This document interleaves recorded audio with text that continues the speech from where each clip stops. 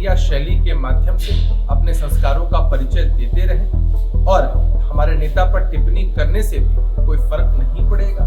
बिहार की माताएं, बहनें, बेटियां सब राजनीतिक रूप से पहली पसंद नीतीश कुमार जी को मानती हैं। रोहिणी के पिता लालू प्रसाद जी ने तो बिहार को बर्बाद करके रख दिया था। रोहिणी जी को पहले अपने पिता से पूछना चाहिए और बिहार के लोगों से माफी मांगनी चाहिए। जिस तेजस्वी को मुख्यमंत्री बनाना चाहती हैं, जनता उनको कभी स्वीकार नहीं करने वाली। नमस्कार, मैं शिव और आप देख रहे हैं आर्यन खबर। देखिए 2025 में चुनाव है और वो चुनाव भी काफी नजदीक है और ऐसे में तमाम जो राजनेता हैं वो तरह तरह के बयान जारी कर रहे हैं, कभी कोई सोशल मीडिया हैंडल पे तो कभी किसी मीडिया पर प्रेस कॉन्फ्रेंस में। आज रोहिणी आचार्य जो लालू यादव की बेटी भी है, रोहिणी आचार्य ने नीतीश कुमार को लेकर बड़ा ट्वीट किया है। वो ट्वीट के माध्यम से आपको दिखाना चाहते हैं कि किस तरीके से उन्होंने ट्वीट किया है। रोहिणी आचार्य ने अपने ट्वीट के माध्यम से कहा है कि दिमागी तौर पर पूरी तरह से विक्षिप्त हो चुके व्यक्ति की जुबान गंदी हो संभावित से बात है। पागलों को सड़क पर गाली गलौज करते अमूमन देखा ही जाता है। जिस व्यक्ति के संरक्षण में मुजफ्फरपुर महापाप हुआ, जिसकी चरित्रक नीचता के किस्से तमाम हैं, उस बदजुबान तोंद वाले अंकल के मुंह से निश्चित हार की बौखलाहट में घटिया सोच से पैदा हुई निम्न स्तर की भाषा का गुब्बार निकल रहा है।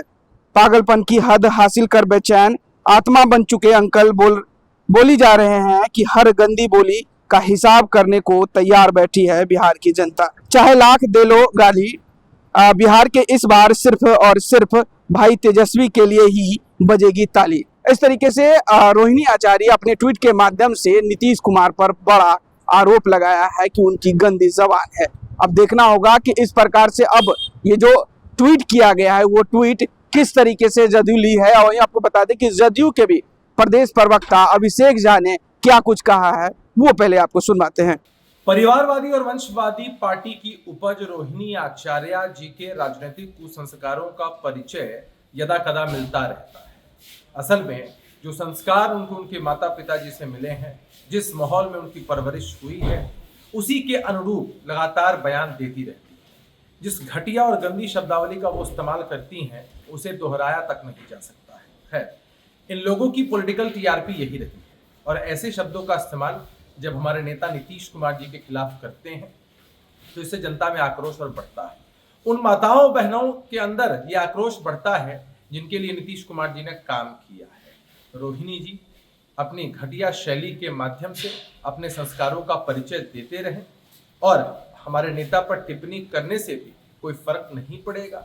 बिहार की माताएं, बहनें, बेटियां सब राजनीतिक रूप से पहली पसंद नीतीश कुमार जी को मानती हैं, तब उन पर भरोसा जताती है। रोहिणी जी से अगर कुछ हो सकता है तो सबसे पहले अपने भाइयों के बीच के कलह को दूर करके दिखाएं।